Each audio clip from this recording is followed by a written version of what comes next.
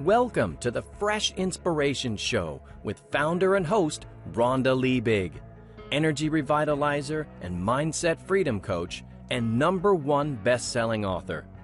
We are here to freshly inspire you, uplift you, and transform you with our unique mindset transformation entertainment show. Get ready as we kick it into high gear, arousing your motivation in lifestyle, vitality, and business. But before we walk through the threshold and start the Fresh Inspiration Show, take a deep breath. Check in. What is your level of belief in you to conquer this new world? And then do yourself a favor. Before you exit our show, ask yourself, what is your level of transformation? Because we know if you believe it, you can achieve it. And that's why the biggest, best, and boldest inspirers are here for you right now. Buckle up. Yeah, you've got this. Fresh inspiration. Fresh inspiration. Fresh inspiration. Fresh inspiration. Oh, from what Tracie was saying, how these conversations are overlapping and how they're healing, and it's awesome. So, Dirk, I feel like that's like one of my specialties. Like people separate health and separate business and separate sex. I mean, like I feel like everything is threaded because we're all talking about authenticity and about love for each other. Or the person that's love in our life. How can we be productive in our business if we're not having fabulous, intimate space with people? And that could even be just your close friends. And we're not talking about sex overall, because sometimes it's the intimacy with your friend, having the conversations and being open. And so, Jane, you did talk specifically about that whole thing around sex, but I know that you were speaking about, you opened the lid for this thing about relationships, about being vulnerable. Right, because if you can talk about sexually specific things, which we consider taboo and so challenging, you can talk about other things. It's really a place to build, to work out, kind of like Dirk teaches us to work our bodies. It's almost like we're working out with our communication ability. And then when we get out into another relationship, we've got the skills and we can use those. It's like easy lifting. Then it's like an easy day. It's not leg day. It's like an easy day. You're just going to have a conversation about your feelings. You're going to share something, but it's not that vulnerability that comes from real nakedness with your partner. well, and Jane, what you said too about setting up the time, I've been guilty of this, where I would make comments on the run, right? Yeah. Like, we should have sex more. Gotta go. Okay, Yeah. All right, and Yeah. so Right. You're not alone. Let's see. That's the thing. Melody said, I got lucky and had a partner in my 30s. He made it safe for me to ask what I needed, and it was life-changing. Oh. Dusty said to Melody, told daughter at early age it's okay and natural to self-pleasure, and that is private. When she's older, she may want a partner, and we'd like to talk several times before then. Oh, yeah. I mean, that's fantastic. Right. Absolutely. Yeah, wonderful stuff. Thank you, Jane. Thank you, Jane. You betcha. It's so funny, everyone. So we're flowing and we're doing great today. How's everybody doing? Great. It seems like this time just goes by so fast. I know. It's stuff that's really important, is what I'm finding.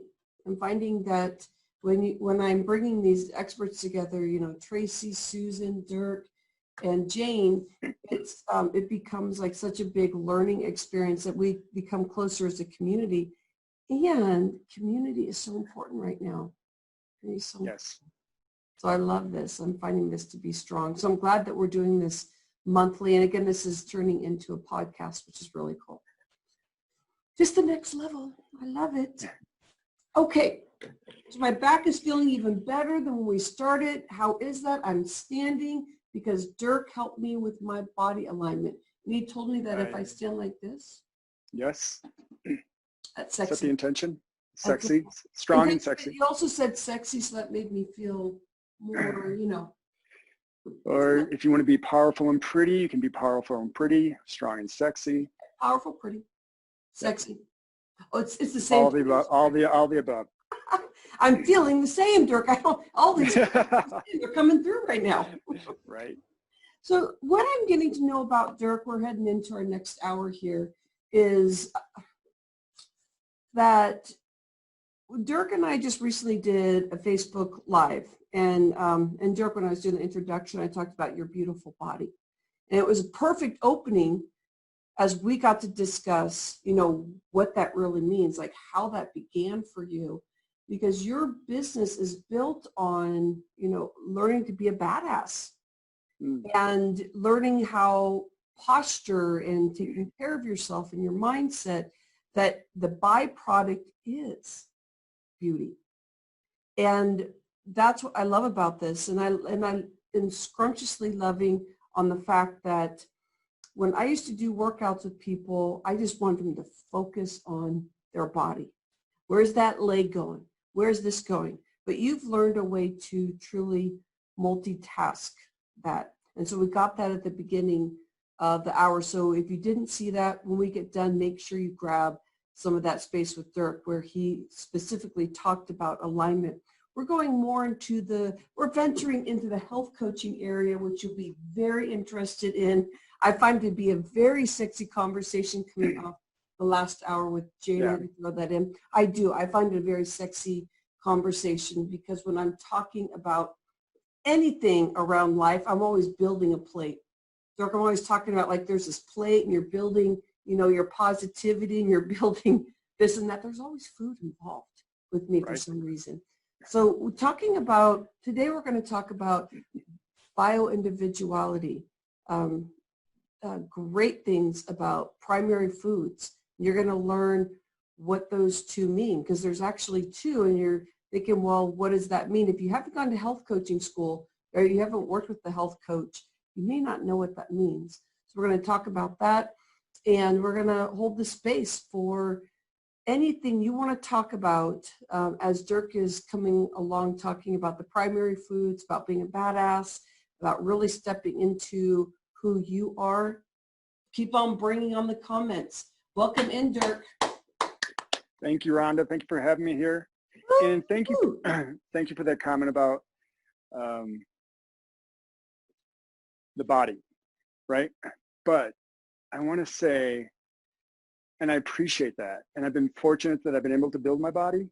But this took some work, more up here than here, right? So it took a lot of clearing for me to honor and really tap into my gifts and my body, because this became for a long time my armor, if you will.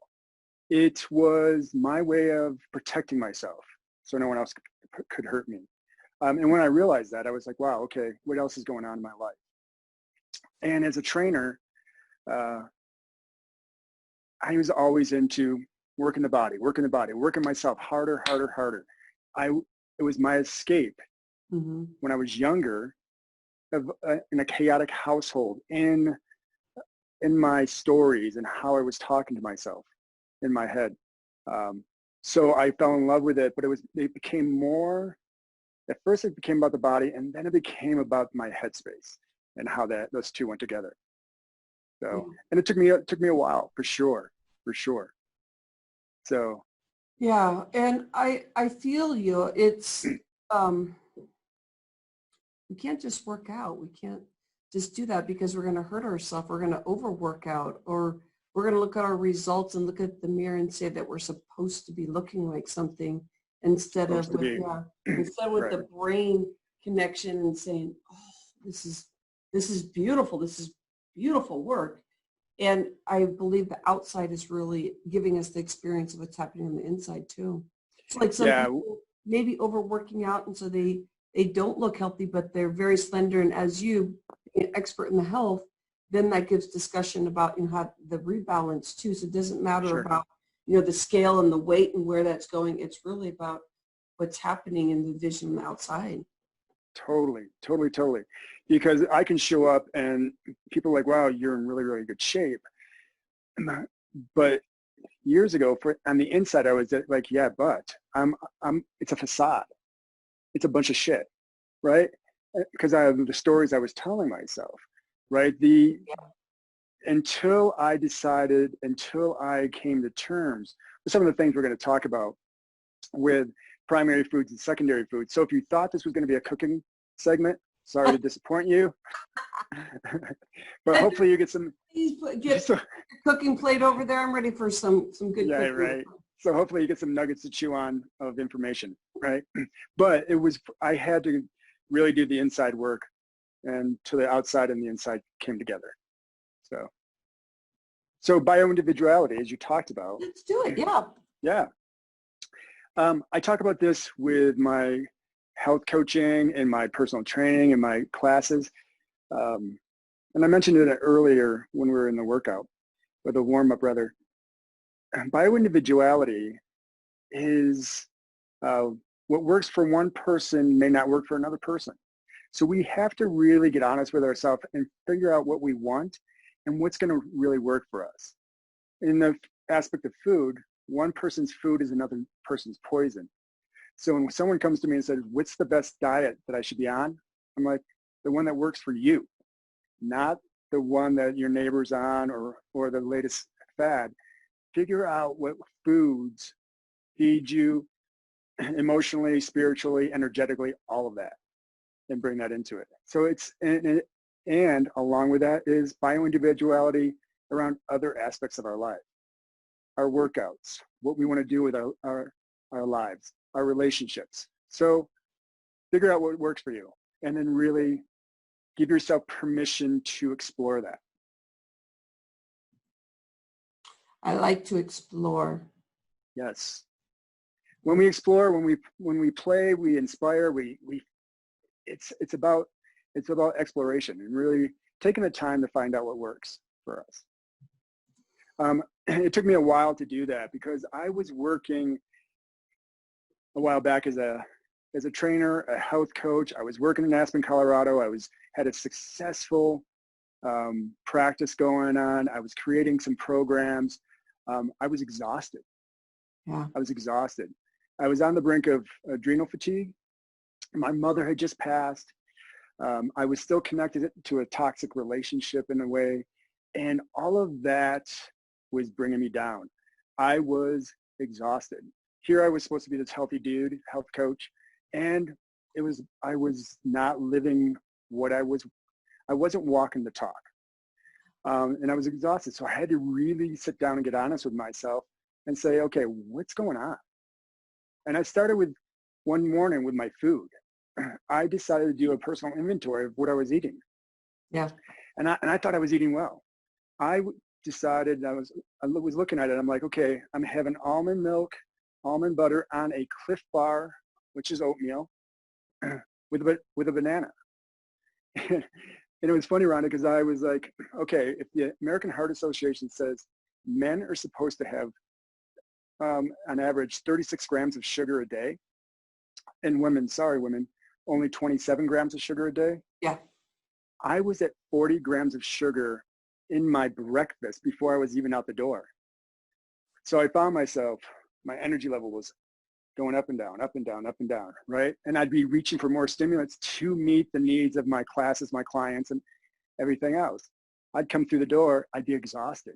Yeah. I wasn't sleeping well. My anxiety was higher, which I've always had an issue with anxiety, but I was just feeding that anxiety with my habits and with my food. So before I was even out the door, I was at 40 grams. So can you imagine what I was at by the end of the day? So that's where really taking self-inventory, getting honest with myself, and started with what I was eating. Then I just started doing this self-inventory to see where else I had energy leaks in my life. Well, Dirk, it's hard to get away from sugar. I want to stay on that subject, but I want to make sure that I Yeah. share this with you. Melody Simpson, so interesting. I have become healthier and dropped weight and built muscle in the past months as I came to terms with embracing myself, forgiveness, and letting go of the old version of myself. It has been quite a journey, which I am still on. Armor is a great term. I had to let mine down, like let that armor down. Yeah, I think when we get honest with ourselves and really take inventory, not in a judgmental way, but just like, okay, what's working in my life and what's not? Like for me, there were some relationships that just weren't working anymore. They were sucking my energy. They weren't feeding me my energy, right? And that's one thing I want people to think about. What is feeding you? What is giving you energy? What is, it's not just the food or the drink that we take in. It's also the people we surround ourselves with. I think we all talked about community, right? The importance of community. Who are the people that we surround ourselves with? What are the activities? Are they energizing us or are they draining us, right? Do we have a spiritual practice? Is there a practice that feeds us or not? So I'm glad to hear that she's taken a personal inventory and saying, okay, and I think this COVID, honestly, Rhonda, has given us permission to slow down. I know for me it has. Yeah. And taken some of the social pressures away. So I can look at myself and my partner in our lives and say, okay, where do we want to focus? What's important to us? Where do we want to go? You had a question about sugar before we got off that. Well, it's very difficult to get away from sugar. Yeah. And so what Melody brought up when we just talked about, really being able to be real with yourself, that's one thing. And I believe it's hard if you have that story around that this is part of your routine, this is what you do every day. Because it's like, that's why people love drinking coffee. It's not something I've ever started, but like that coffee process. Mine used to be hot chocolate every day. And then I'd feel like I'm just starting my day. When you look at how much sugar you're having and you're working out like that, it's pretty darn scary. Well, think about it this way too. And I was looking for something that will relate to this, that a friend sent to me. That it's typically never about the food that we ingest. And we'll talk about the primary foods and we'll jump in here next. It's usually about what else is going on in our lives. For me, I'm a sugarholic. I love me an Oreo cookie or chocolate chip. Susan's laughing. Right? I love it. I love it, love it, love it. And if I get on the sugar train, I'm in it, right? I jump full in. It's like doing a cannonball. But I find that it's a slippery slope. And I have to look at, all of a sudden my mood's affected, my recovery from my workouts is affected. Yeah. Because then when we ingest the sugar, it adds inflammation to our bodies. But not just inflammation to our bodies, but it also affects our microbiome, which is our gut health. Yeah. Right? And 80% of our immune system is in our gut. So why is that important? Especially now, when we're worried about contracting COVID, we need to be mindful of that. What we put into our body, how we feed our body, also how we feed our minds. They go hand in hand. And for me, I just found that sugar affected my recovery from my workouts, added inflammation to my body, and it affected my sleep. And then I was on this crazy cycle of, okay, I had these energy crashes. I must need more sugar, right? Yes. So that would lift me up for a little. Yes, and then adrenal, because your body, the more sugar you have, all of a sudden you're like, here, it's not giving me any energy. No wonder I was crashing. No wonder I was on the brink of adrenal fatigue, is because I was draining my resources. I think Tracie talked about her plants dying. We have to water our plants. We have to water our personal lives, ourselves, in order to bloom, in order to grow, in order to give to others. Yeah. So I think I went off on a tangent on that. That's okay. I know that I love to live life on a high. So the easiest way to get there is sugar. Yeah, So as totally. I'm learning this balance stuff, it's with the other primary food that we're getting into at some point, it's that if I find that I'm living my life with a lot of yeses and abundance, that I get to have a glass of wine.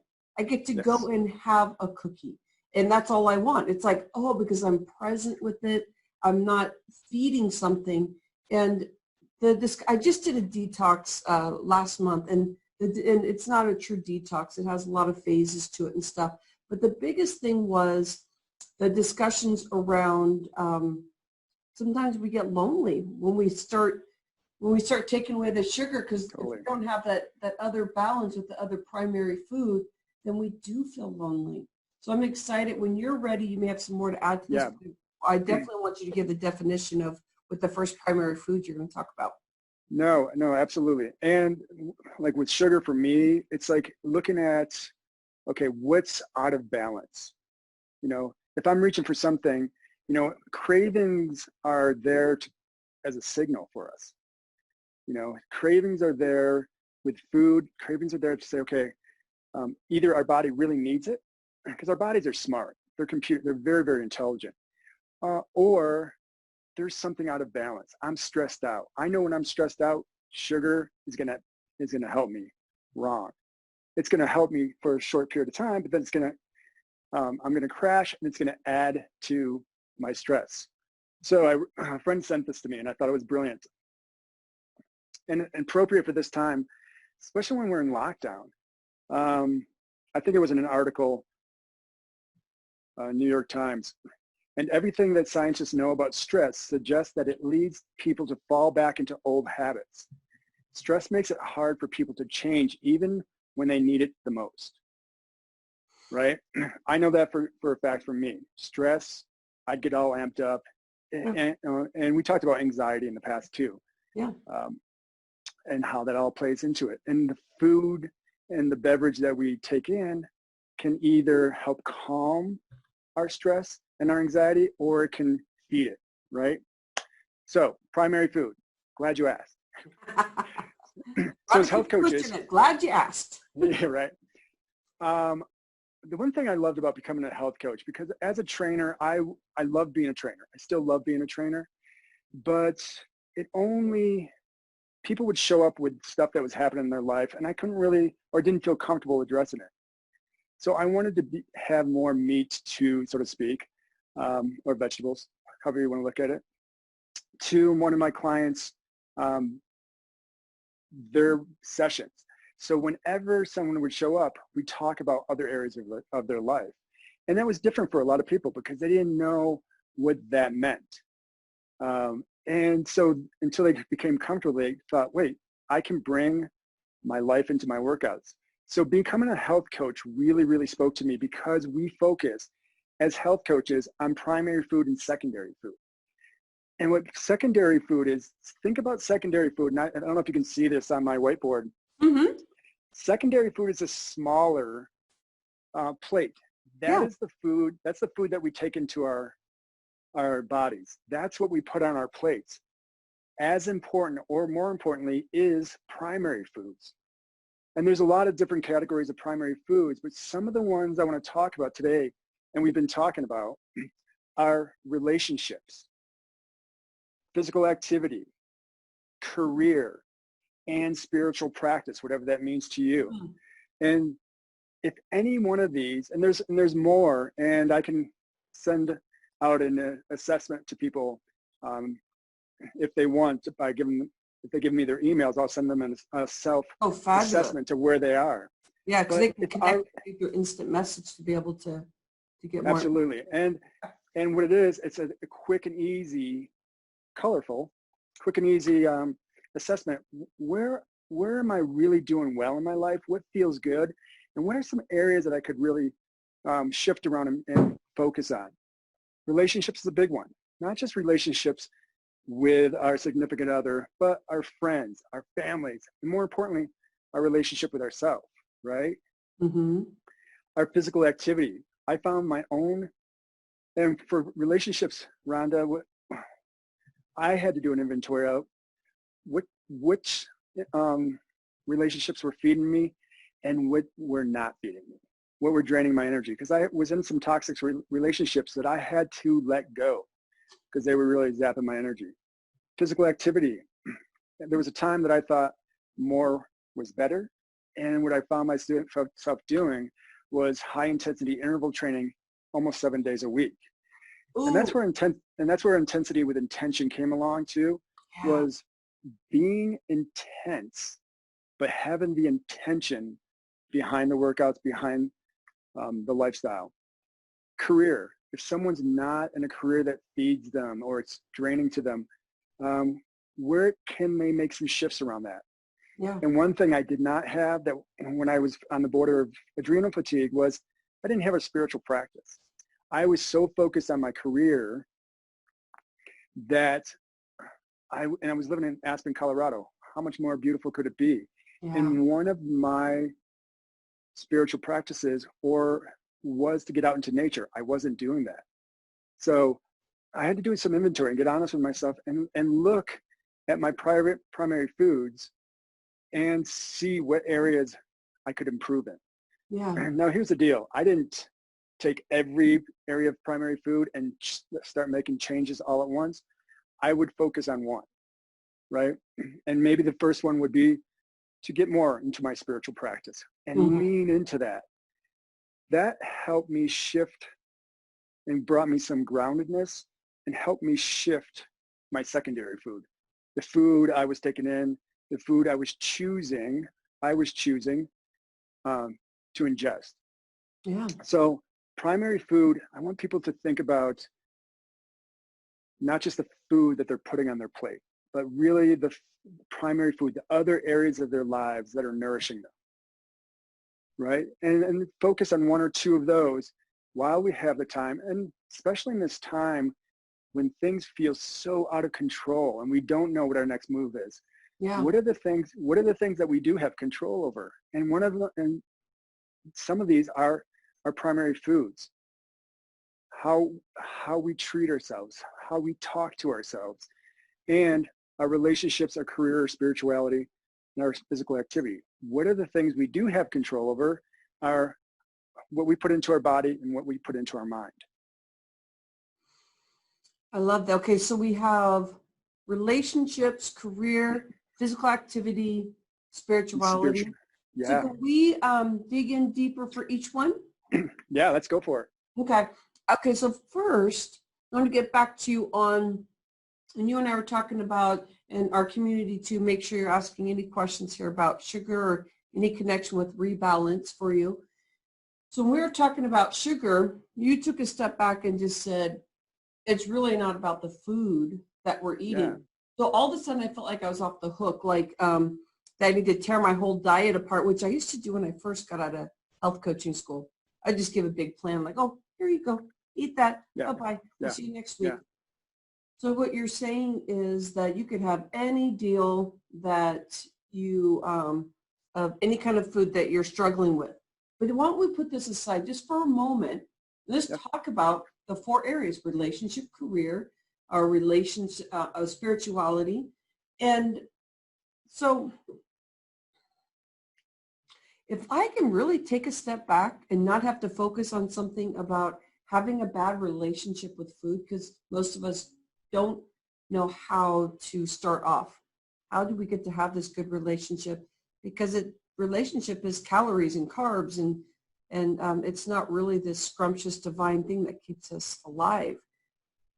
So if I can take a step back and look at that, when you brought up relationships in this grid here, I felt like a relief of not putting myself through the situation of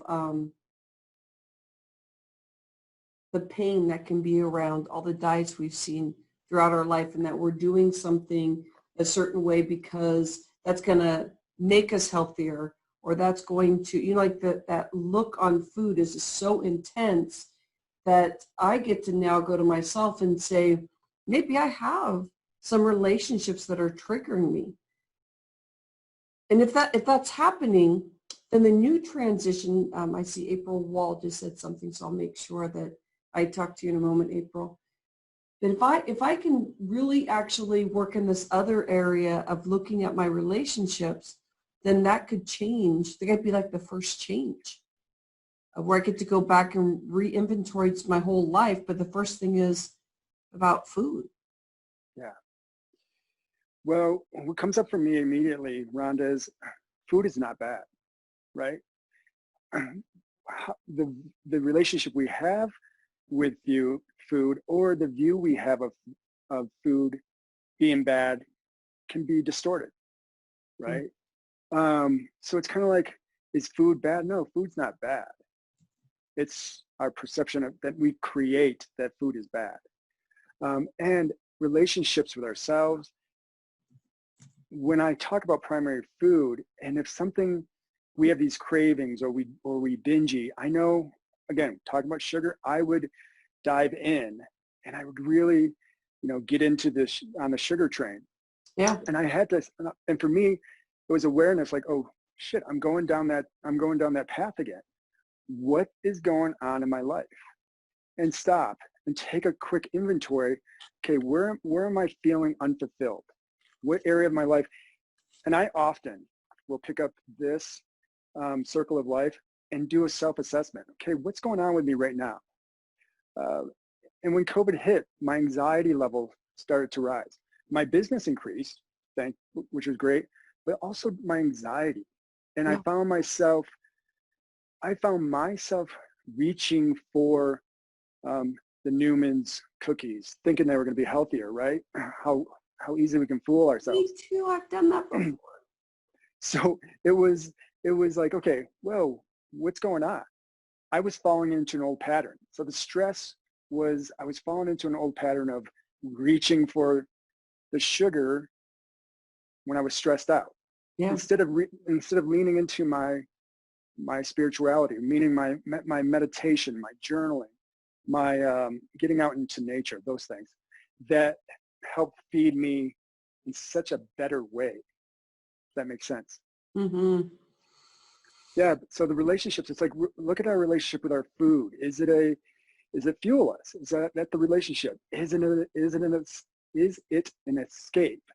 Is it does it fill a void? What does it represent? April Wall is asking how she can connect with the stuff that you're talking about. So do you want to just give a quick little space since April's here? She was wanting to know about your handout. Oh, yes. If you go to Dirk Schultz, if you contact me at dirk@dirkschultz.com and put Circle of Life in the title, I will send you off this assessment. Excellent. And then if you have further questions around it, we can set up a time to do like a little strategy session just to get more clarity around all this. April, it's nice to have you here, my friend. Thanks, April. I don't see who they all are, but I see people that are hanging with us. Another thing about relationships, which I find tricky, and we can move on unless you want to add some more here, is I know that you have an other, my other, we'll have partner relationships, like, so we'll have people that we're friends with. Let's say the relationship isn't working anymore. We're going through changes. There's things that are happening. Yeah. And what I find, because being a partner in life is like, there's some things that happen sometimes where you're in this transformation going, man, I don't feel like being with this this couple anymore because it doesn't feel me. I used to think it did, but it doesn't feel like it's serving the purpose. And so what I've been learning about how, because this is my background too, I went to Institute for Integrative Nutrition. So what I started learning is how to use my vocals. Yes. About what's important, what I'm going through. And sometimes it can feel as if we're judging somebody because something in the relationship doesn't work. But I know that I have some loving relationships, and it's us that just keep growing and growing, or people that are just a big love bug and they're easy to hang out with. But I do find that with the food and that relationship part, that can be very challenging because there's consistent stuff going back and forth in that. And I will tend to go into that sugar area because I'm a sugar fiend also. Yeah. Yeah. One thing, Rhonda, that I've realized, and it took me a while to come to terms with it, not every relationship that we are in are supposed to be lifelong relationships. And if that was hard for me to wrap my head around, like there's some people who come into our lives just for a season, right? Or then there's those people who are there for a lifetime. And I also learned that as we, as individuals, expand, if we choose to evolve our lives, not everybody's going to evolve with us, right? And we serve purposes in each other's lives for a short period of time. But with that said, you know, as we evolve, we show up differently, and some people may fall away. That's not bad. That's just gives space for a better fitting person or experience to take their place. Does that make sense? Yeah. So as we and then, dealing with this and evolving, then and I like that you said it can be seasonal. Like you just realize I'm on my next season. So would you think that we connected right now, at least for relationships, should we go into? Yeah, I think for relationships, it's really important. The first one is to connect with a relationship with ourselves. And we've talked about it, how we talk to ourselves. I was the biggest critic. If you heard how I was talking to myself, I would never talk to anybody else the way I was talking to myself.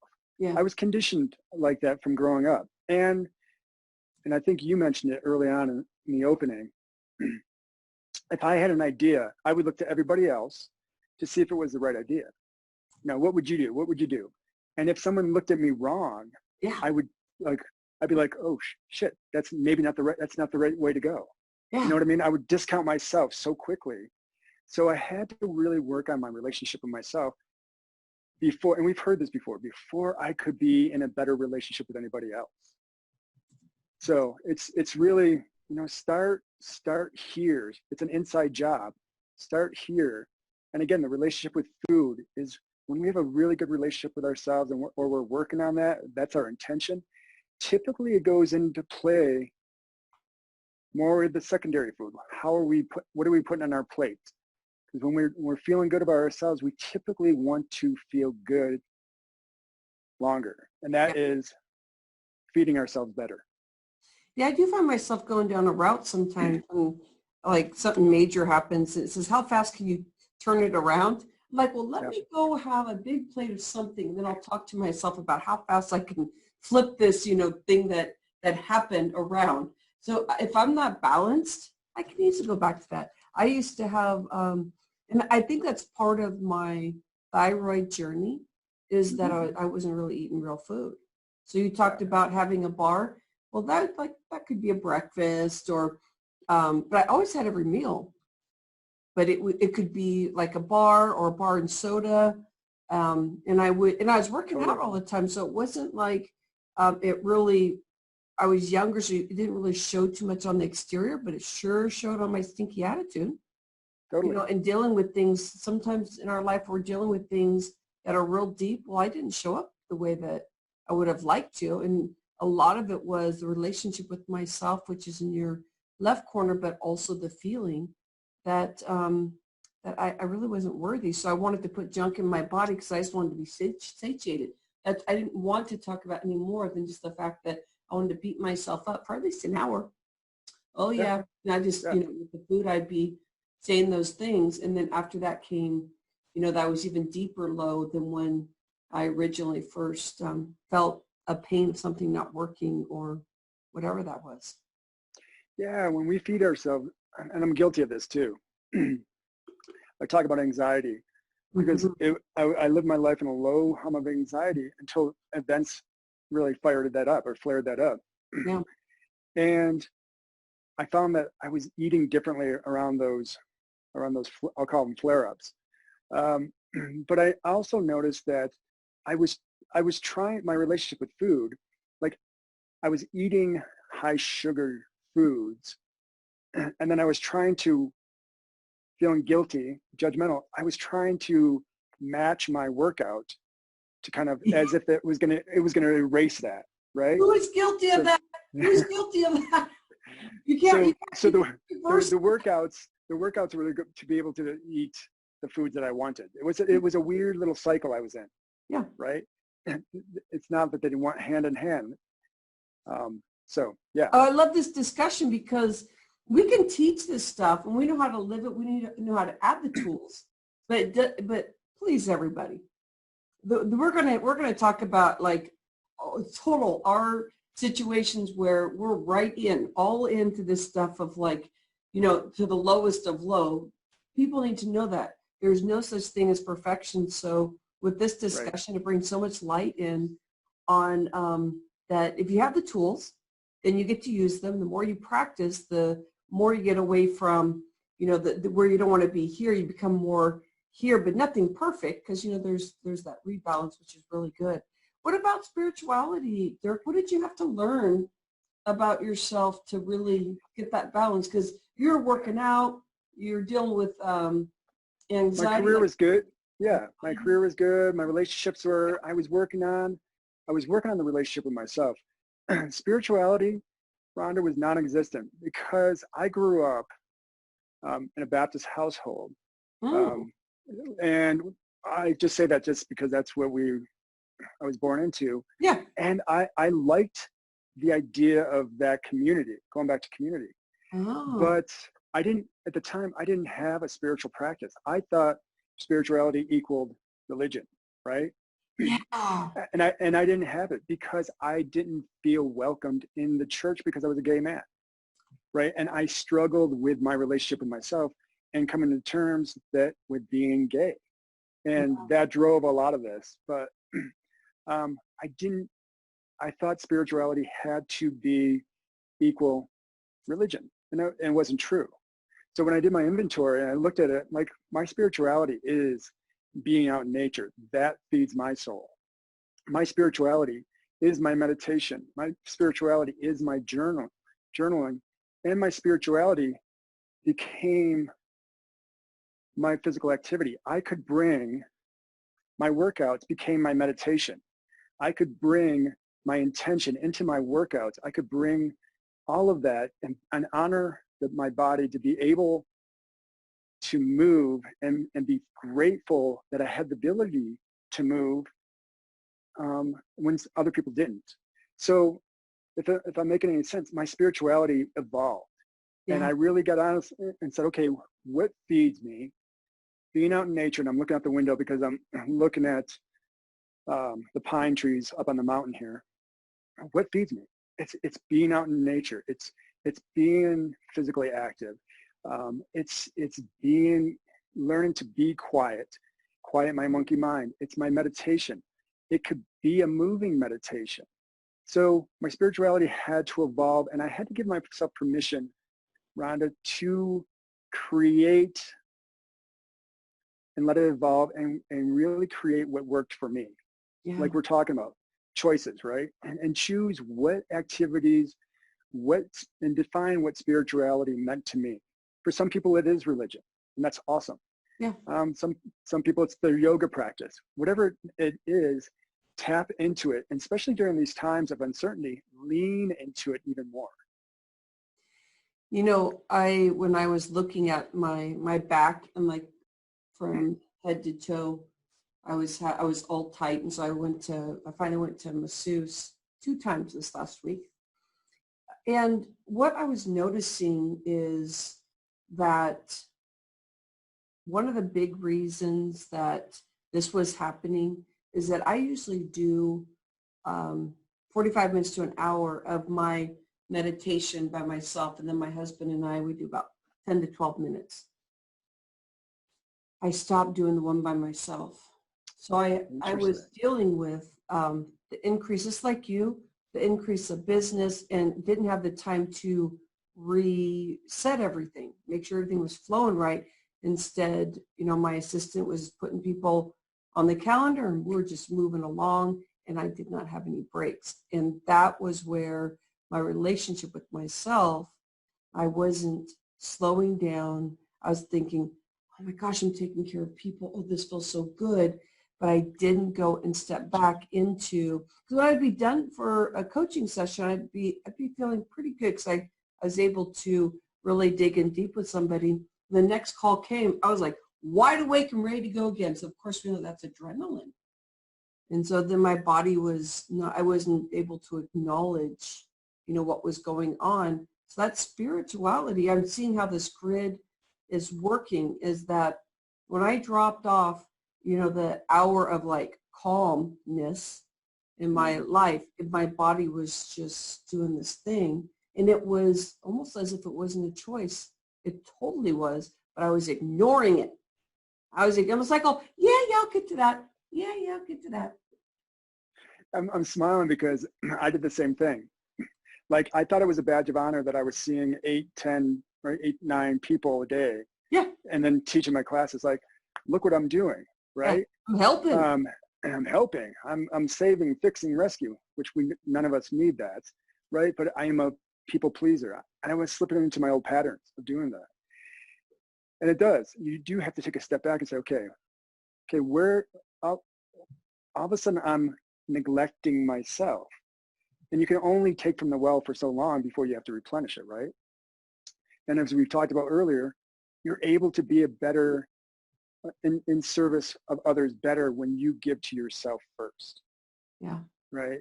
And, for spirituality, meditation was not my thing. So first people are like, do you meditate? I'm like, yeah, I do. I don't sit out in the woods naked for 5 days saying Om over and over again. Yeah. But my meditation is about even breathing, stopping and breathing. Because I found, Rhonda, that I wasn't breathing. I was holding my breath a lot. And I think that was my fight or flight thing from conditioning from younger, when I was younger. That I had to stop and just focus on my breathing. People say, I don't have time to meditate. Do some focused breathing. Take a second or 2 minutes and focus on your breathing. Some nice long inhales, maybe 4 seconds in. Hold it in for 4 seconds. 4 seconds out. Hold it out for 4 seconds. Little box breathing, or just focus on a nice long inhale and a longer exhale. I'll tell you what, that 2 minutes, even if it's a minute, can help reset, take you from that stressed out state, that fight or flight, into more of a rest and digest state.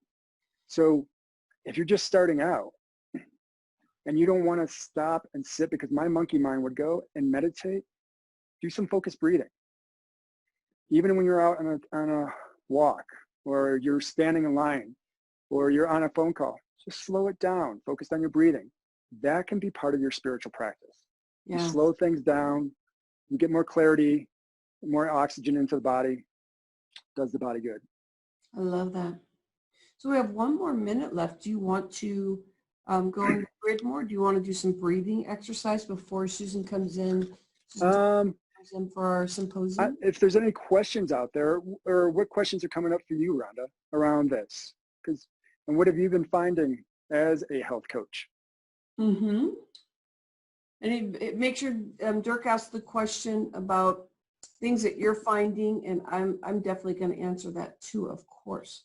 And Susan, when you're coming in, you may have some things you want to add also. I will say this, and if I'm going to, just real quick, what came up when you said Susan was, one thing that she may cover is structure gives us freedom around a lot of these. Even, like I said, looking at this grid, you might feel overwhelmed. Yeah. But it's about picking one area. Okay, what's the area that I want to focus on? Maybe it's creativity this week, or this next couple of weeks, and focus on being more creative. How can I take that from like a level 5 to a level 6?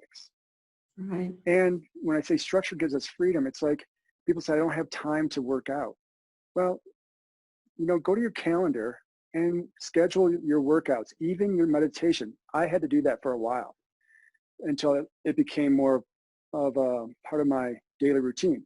Yeah. Go to your schedule time for yourself. Even if it's that 2-minute breathing pattern, doing that 2-minute breathing, focus on that. I love that. Susan Tolson, come on in, my friend. Yeah, I'm finding that this is a great reminder about the grid. You just see how things are balancing all over the place. Tracie Root said, structure gives us freedom. Yes, yes. Yay! I know Susan Tillison's eyes I'm all over that. lit up. Yeah. Susan's like, yes, freedom. Dirk, I really appreciated what you said in several areas. Just this discussion today with everybody has makes you feel like you're not so alone, because everybody's saying, like Tracie was saying, how beating up on yourself is not, we do it all the time, and it's a very real thing. And so I don't feel so alone when you bring up that point. And Dirk, you mentioned that as well, that you used to do that. So I appreciate that we're having this conversation. The other thing I related to very much was sugar, and I'm like on the sugar train. You've been trying to figure out how to get off and on. This is overall feeling. But it's very much an addiction. Yeah. I've come to just, everybody's been saying that for a while, but I've come to, I guess, apply that to myself in a real way. So, it's something that I've kind of, oh yeah, it's an addiction, but it really is. It's, once you start, it's really hard to stop. So I appreciate that. And of course, the structure in your life is freedom. And, what you think is important to yourself, it's really important to know the things to take care of yourself and the things that are important to you, because those translate into priorities and goals. So it's important to make time for those things. Yeah. Absolutely. Yeah. And real quick to talk about the sugar and addiction. Studies show that sugar is 8 times more addictive than cocaine. Mm-hmm. Right? It fires the brain up the same way. So no wonder we're addicted to it. Yeah, no wonder. Right? Right? No wonder that's happening. And there is a withdrawal from that. And you mentioned, Rhonda, about doing a detox. I'm gearing up to do my own detox because I'm just feeling a little heavy, feeling like I'm falling into some old patterns, especially during COVID. So I'm like, okay, not sleeping as well. What do I need to do? And I usually start with, I like to do like a 14-day exactly, a detox. So Tracie just held up her water bottle. So people ask me, how do I start my day? Literally, I down a big thing of water to jumpstart my day. It gets the body moving. Yep. One of the other things, and Jane, I wish she was on here because her and I talk about this. Talk about structure gives you freedom. This is called the 5-minute journal. Tracie, you going for yours? Oh, but it's you can start the day with literally just 5 minutes of what I'm grateful for, what would make this day great, and what's my daily affirmation, right? And then you end the day on 3 amazing things that happened today, and how could I have made today even better? Just that for me, because again, I need some structure. It helps me. Yeah. So. I love that. Yeah. And I love what you're talking about, Susan, because I think we were touching on threaded throughout this is like feeling normal. We can be so hard on ourselves and thinking, oh, so-and-so is doing it so good. How come I'm not? It's so easy to fall in that. And then when you realize that if you have the tools, then you start realizing, why is sugar showing up? And I know for me, I love a high. Like I've never in my life done drugs. I did start drinking when I was 21. So I never experienced, any of that thing. But Dirk, when you say that, there's something about how sugar is so much more addicting than cocaine, I'm so glad I never tried that, because I understand that, especially coming from a family that has had issues with stuff like that. I basically realized that you can live a high on life, but to get there is some work. It's easy to pick up sugar, but the work really comes that can be really fun once you get into it. Not the beginning. Sometimes it feels not so scrumptiously fun. But if you get connected, like how this would be so wonderful to be able to sleep more, to be, and have better rest. Especially women 40s and older, moving into it. This is when our hormones can be fluctuating up and down. So Dirk, we didn't talk about this, but you're right on board with this too, is that when you're doing that stuff, you're not getting enough of vegetables, of fiber in your body.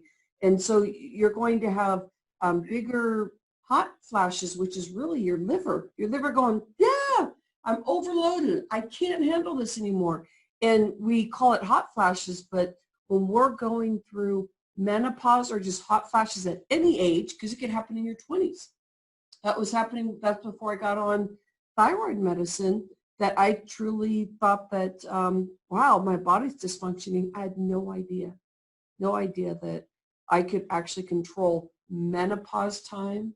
And I could, and then also that at any age, we could have those hot flashes, and it's literally everything cycling in your body and not releasing, because that sugar just comes into triglycerides, starts hurting the heart.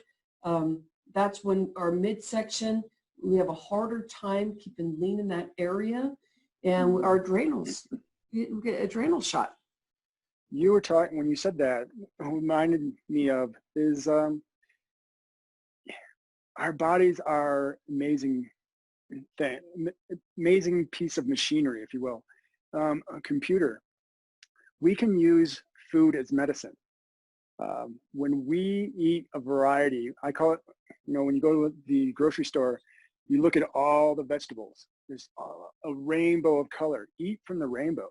Eat a large variety. Eat an anti-inflammatory type diet. That's going to help with the hormones. That's going to help with our moods. That's going to help our microbiome and our gut health, which really helps the body to operate and the mind to operate at a higher level. I love that. Okay, so we have a question here about, can you go in to more of the journal? Could you go back to that journal? And the 5-minute journal? Because Susan was thinking that was pretty awesome stuff. So yeah. The 5-minute journal is just that. It's when you first wake up in the morning, because the theory is before, like I think, Susan, you mentioned don't jump into social media. Jump into this, some self-care, right?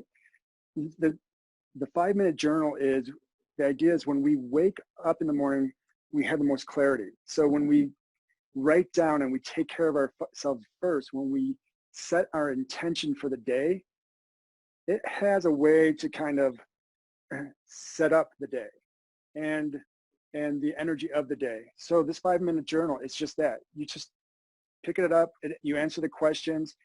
And here's the thing about journaling or even answering these questions. It's tapping into the feeling behind what you're writing down. It's not just writing down the same answers from day to day. It's really giving it some thought, taking some time. This is a way to slow down. This is almost like a meditative activity. What am I grateful for? There's 3 things. What would make today great? Set the intention. And a daily affirmation of I am blank, fill in the blank. And what I love about this journal as well is 3 amazing things that happen today. Before you go to bed, put it by your bedside on your nightstand, and we can reflect on what was amazing today, because a lot of shit happens throughout the day, right? And we can dwell on that. But if we go and kind of wrap up our day in a place of gratitude and write out like, what was some amazing things, it kind of resets our brain so we can enter a more restful recovery sleep. And what would have made today even better? It empowers us to say, what would I have done better? What could have made today better? Instead of being a victim, be the creator of what could have made today better and set the intention for the following day. So we can revisit that victim state too then, and we can see where it shows up when we're doing the quiet time of journaling. This structure has worked for me. The simple breathing techniques have worked for me. So where did you get that? Wall, great question. I got that on Amazon. Oh, okay. Yeah, the 5-minute journal. Yeah. Check it Oh, out. everybody you. go out there and get it. Hey, Tracie, did you want to unmute? Is there, as a health coach, you're probably gnawing at the bit. Probably what? Please. Oh, not at the bit. No, because what I think is cool is, we come to health coaching from different directions, but ultimately the philosophies and the ideas are all really the same. Yeah. So it's been actually really fun to listen to Dirk talk about all these things that I'm just like, yep. And I kind of feel like he was doing the same thing for me. So we're like right here. Yep. Mm-hmm. I was doing that too. Well, I know. Yeah, and you too, Rhonda. Thank you. But, it really, you guys talk about Dirk, you were talking about the primary food and what we talk about in my world of health coaching is talking about, healthy body, healthy mind, healthy finances. And so, and body and mind being encompassing relationships and stress management and, it's all about habit replacement and things like that. So ultimately the things that we consume, whether it's food or water or thoughts or information or opinions from others or whatever, are all the things that define our health. And so I've really enjoyed listening to all the things that you had to share. I don't have that 5-minute, 5-minute journal, whatever. But I am a firm believer in journaling. I actually just started with this beautiful Silk and Sonder journal, which is a monthly thing. It's a little girly, but it's a planner and a journal, but they also have like habit trackers and all kinds of really nice stuff. So it's almost like if you want a bullet journal, but you can't make yourself do it yourself, they like give you the basics. So it's really pretty. But I also haven't kept a journal like that in many years. So I'm still learning again. But I love that quiet. And I have a different journal, which I showed Rhonda the other day, that is something that I use to just write a page or two every night before I go to bed. And sometimes it's about what I'm going to do the next day. And sometimes it's about how the day was. And sometimes it's just like, yeah, I'm tired, I'm going to bed. Yeah. Well, to speak to that, Tracie, when I first started journaling, I was like so judgmental about how I was journaling. I'm like, because my grammar and the way I'm not a great speller at all. I'm not. But so I would judge it, right? And now what I encourage people to do, just free form, just free write. Yeah. Whatever's on, take it out of your head, put it on paper, clear your head. Yep. Right? We are our own best coaches. So sometimes when we write stuff, the stuff that comes out, we're like, wow, that's brilliant. Yeah. Right? And so anyway. Well, this exciting conversation. Well, yeah, and in preparing for sleep, we Mm-hmm. really, you start tomorrow while you're preparing for sleep tonight, right? So to not only get the things out on paper, but to have it be gratitude-based or forward-looking or growth-based or whatever it is, the thoughts that you put on that paper, it's out of your head, but it's still in your head because you just wrote it. Yeah. And that's what you go to sleep with. And that's what you take with you through your restoration overnight. And then when you wake up in the morning, if you've taken these positive, nourishing thoughts with you overnight, you're going to feel great in the morning. If you don't write it down, or if all you do is complain with your pen furiously, you're going to take that with you to bed. You're not going to sleep well. You're not going to feel restored in the morning, and it'll carry over into the next day. So yeah, and I find that the biggest jumps I've done in relationships was around the journaling. So before I met Jeff, I was choosing people because there were certain things I want out of it, and it wasn't positive stuff. It was just my healing and learning why I was choosing those relationships. And so I decided to go on this journey, and it was, in this journaling, which could just be writing. I did bullet points at that time because I was only I was pretty much surface deep at that point. I started to get deeper emotional. I tell you, it took a while. But those kind of things help you get such clarity on how you may be hurting yourself or why you may be doing things. And hurting means anything from saying bad things about ourselves to not believing in ourselves, to keeping those people in our life that truly are just, you know, with their thumb just saying, you're not worthy. This is not something that you are going to be able to handle if you go out there and you do something that's in your passion, or it could be all the stuff you carry as a child, that this person is supporting that instead of allowing the flow to happen. So when I brought Jeff into my life, it was somebody that I would have said, man, that guy's boring. Like he's like going to work. He's like so nice, and he's not a big challenge.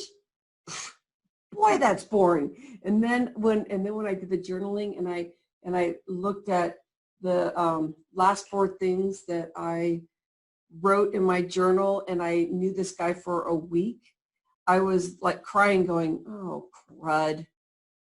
Now I know that I've met somebody that's important. Now I have to grow up. But, you know, I like to joke like that, but I mean, that's how I get to play as a kid. It's like it opens you up to be able to play. So I'm enjoying. I think we're going to transition into Susan Tollefson's time. Dirk, anything else, my friend? I know you're going to be hanging, but I really enjoy it. I'm going to be hanging. Thank you so much. I just love this conversation. I've been where you have been in relationships. I chose the toxic, unavailable people. Yeah. But when I journaled, I'd asked for this. And when this showed up, I was like, that doesn't seem normal. Yeah. Chaotic and unavailable seems normal. Yeah, I don't deserve that. So I had to ease into it and found myself trying to sabotage it too. Oh yeah. Right. Anyway. So So let's see what kind of games we can play. water, everyone. Fresh